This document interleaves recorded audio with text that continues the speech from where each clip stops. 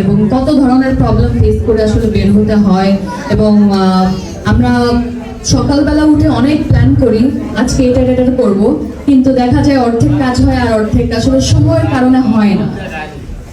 সময়টা কখন বেঁচে যায় যখন আমরা এক ছাদের নিচে সব ধরনের প্রোডাক্টস পাই।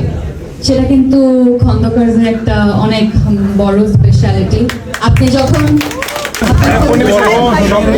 একটু যেতে দেন,